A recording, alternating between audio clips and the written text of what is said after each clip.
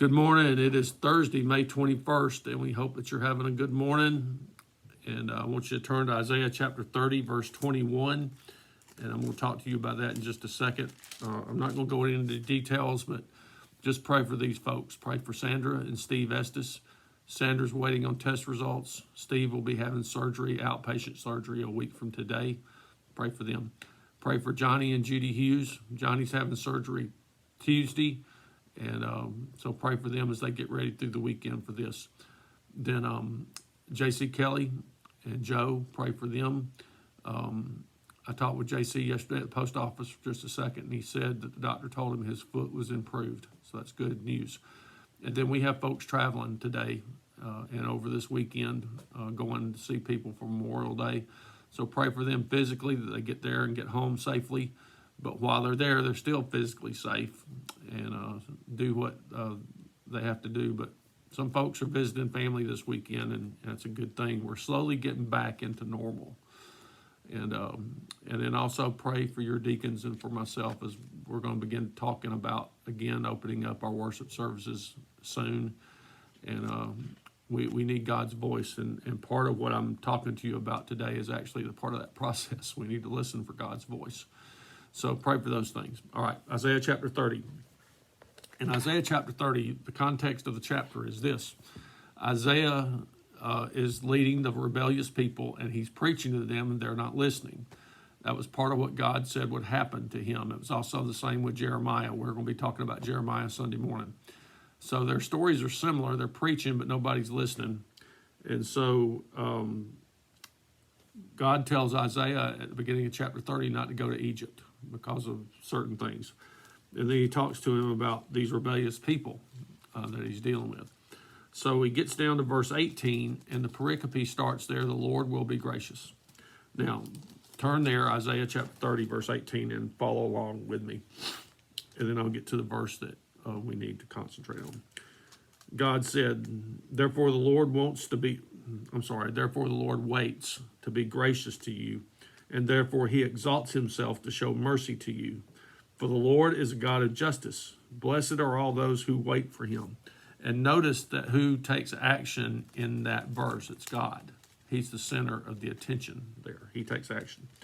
Verse 19, for a people shall dwell in Zion, in Jerusalem.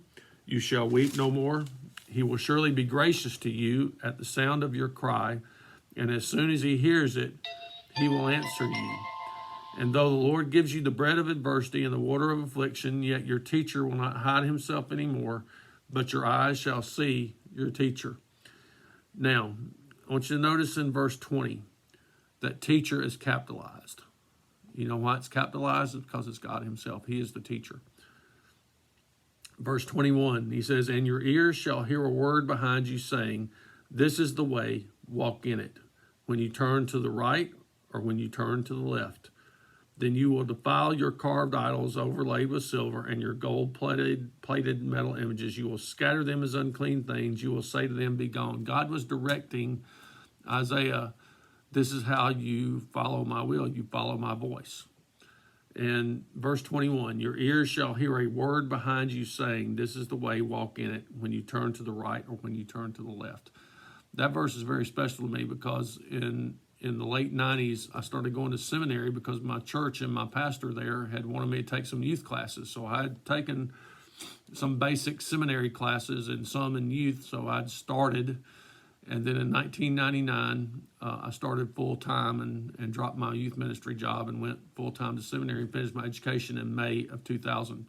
So in a 2 3/4 year span, I went from being a youth minister to a pastor. And as that journey happened in the summer of 98, my dad was dying.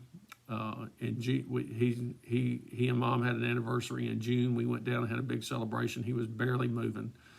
And then right after that, he was hospitalized, and we were having to tag team to help Mom because Mom couldn't handle it. And me and my brother would go back and forth from Atlanta to Montgomery. And in those moments when I was staying up all night long with Dad at times and trying to help him through the night with his pain and all this, I had these moments along with God. God, what are you really telling me to do here? I feel you're leading me to do something. So I traveled that whole row of months, those 3 months, June, July, and August, wondering am I hearing the Lord right? He wants me to become a pastor. And my first reaction was, you got to be kidding. I'm a youth minister. I don't want to do that. And God directed me. I went and talked to my pastor about it sometime in August before Dad passed. And he told me, he said, this verse is what you need. He gave me this verse. And I said, that's what I need. I need to know the voice of God. And so the question has become, and the story goes, after my dad passed, I was able to sit down and concentrate on that fully. And by October, in that short amount of time, I was able to go to Karen and tell her, I said, this is what God's leading me to do. And her first 3 words, let's do it.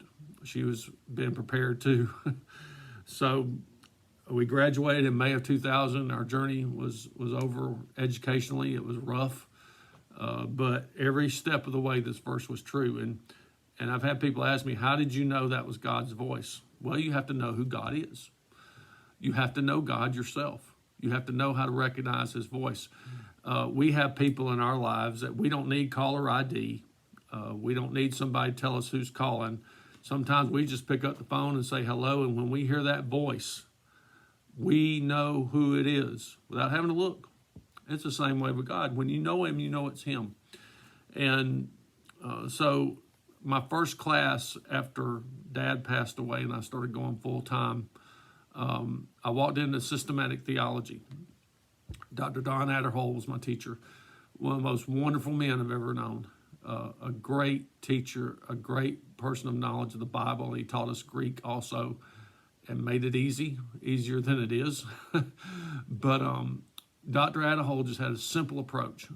And that first night in first class, he opened with a word of prayer, took prayer requests, and I was impressed with that. And then he looked straight ahead, and I'm sitting straight ahead of him on the back row of class. And he said these words. He said, I want you to know, ladies and gentlemen, that God is knowable and you can know God. That's the basis of theology. Never forgotten that because it's true. And when you know somebody, you know their voice. So you will know it's God if you know him. And when he tells you this is the way, walk in it.